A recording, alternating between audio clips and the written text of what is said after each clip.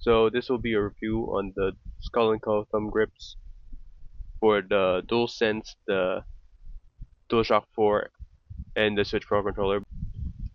Okay, so beginning with the good, first of all, it's cheap. In my country, in the Philippines, it's 200 pesos, which is very cheap compared to the Control Freaks, which is 1,000 pesos. And I think depending per country, because for some reason in the US it's $10, which is way more expensive than the Philippines. So just check on the prices in your own country. So the second point is that it's more sticky than the default thumbstick. The one that's under the grip itself. When I sweat and stuff, I'm very sweaty when I game.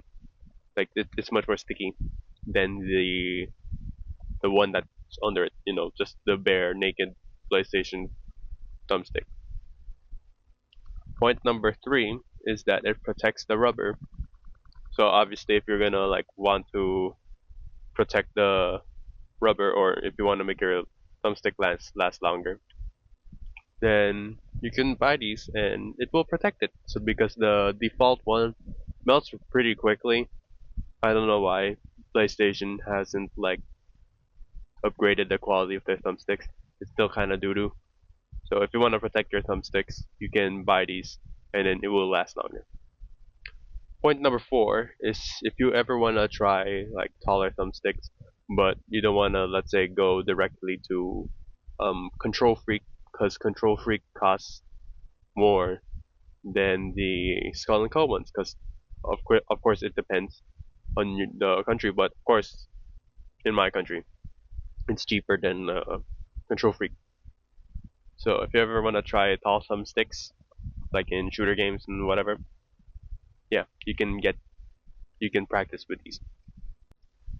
Okay, so let's go with the bad. So point number one in the bad is that if you have a controller that's used, or if you're using your controller already and you plan to buy these things, I would not recommend that because it will be like very slippery.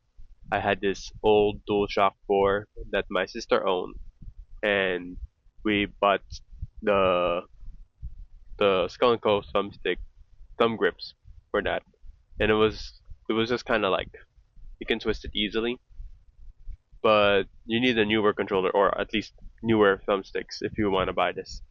And I would recommend like buying these immediately if the moment you get a new controller.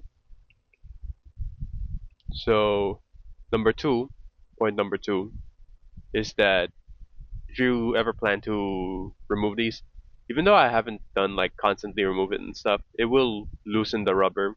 I mean, the more that you're gonna pull it, stretch it out and stuff like that, it will loosen the rubber and it's not gonna be usable anymore. If you ever plan to take these out and like clean it and stuff like underwater, I don't recommend that. I would just recommend like getting a cloth and just like wiping it off, like the sweat or whatever, or with alcohol and stuff like that. I forgot this point. Point number three, I forgot, is that it's not really that good for the DualShock 4. It's only really good for the DualSense and another controller I'll talk about later. Because the DualShock, even though this controller, I bought the grips when this controller was new to DualShock 4. It still rotates. You see that? It still rotates. Even though that this controller was like bought with the thumb grips. But for some reason on the DualSense, this controller is new and we bought this with the controller. Like it doesn't spin, it doesn't rotate. So just minor annoyance, and it doesn't really affect me like that much. It just it's just there, but it doesn't annoy me that much. It also works for the DualShock 3. Yeah, it fits. This is the skin grip on the DualShock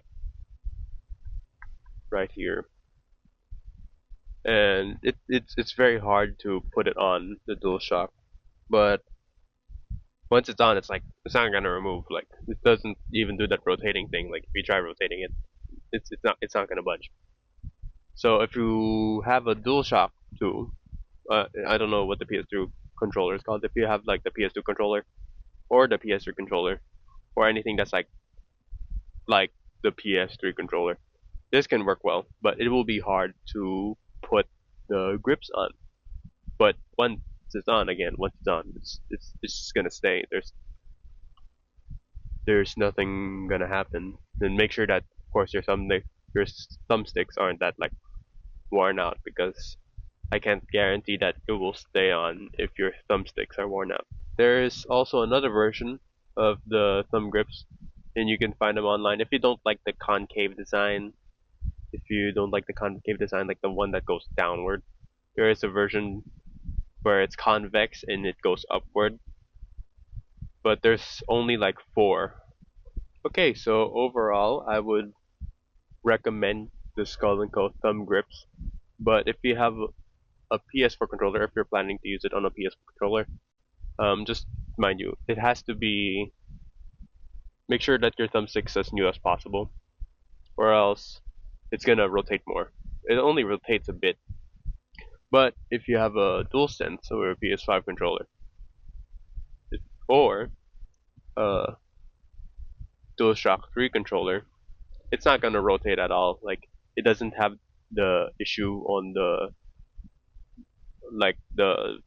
DualShock 4 because I don't know even though DualShock 4 the DualShock 4 was designed with these things in mind. It's like it doesn't it really secure itself compared to the DualSense and like the product I didn't advertise for the DualShock 3.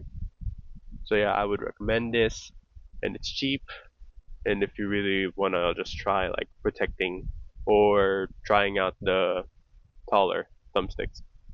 Oh yeah, I forgot to mention that if you have any questions about the product or like questions about like how it feels and something or just stuff that I didn't cover, feel free to ask in the comment section, and I will be leaving a link to the thumb grips in the description